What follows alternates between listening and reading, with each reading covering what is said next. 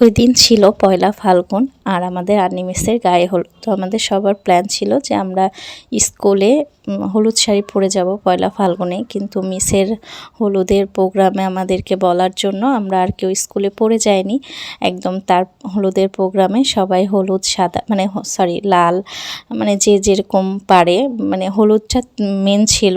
তো এই তো এখন রাস্তা দিয়ে যাচ্ছি আর এসে পড়েছি আমাদের আর্নিমিসের বাসায়।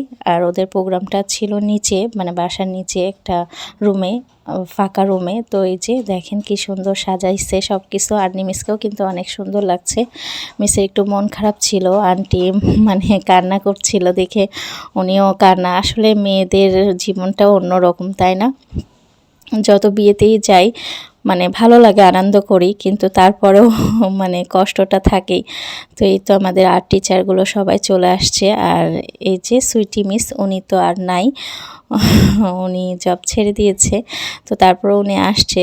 আর যাই হোক সবাই আমরা এই তো হলুদ মানে লাল, দেখেন সবাইকে কিন্তু খুব সুন্দর লাগছে না? অনেক সুন্দর লাগছে। আর আমাকে কেমন লাগছে এটা আপনারা বলবেন। আর এটা হচ্ছে আমাদের স্কুলের খালা। তো এই তো আর্নিমিসের সাথে মানে যতটুকু ছবি টবি তোলা যায় আমরা মানে তুলে নিলাম।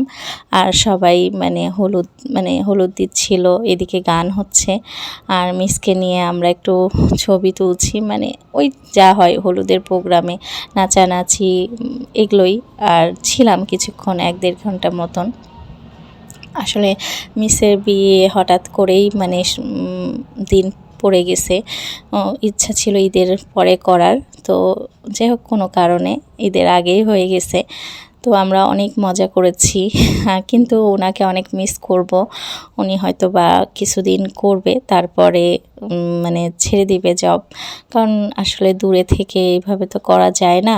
তবে এই যে একজন একজন করে সবাই চলে যাচ্ছে, খুব খারাপ লাগছে। আসলে আমাদের মেয়ে টিচার অনেক বেশি, আর সবাই মানে মর্নিং শিফটে সবাই কিন্তু মানে মর্নিং ডে সবাই অনেক ভালো, মানে অনেক মজার, সবাই সবার সাথে আমরা অনেক এনজয় করি। ওই যে বলছিলাম যে সবাই ফ্রেন্ড হয়ে গেছি। আর এখন মিসকে একটু হলুদ দিচ্ছি। আর এই যে আমাদের মানে পিচ্ছি স্টুডেন্টও বলা চলে, আবার হচ্ছে মানে মিসের বাচ্চাও বলা চলে।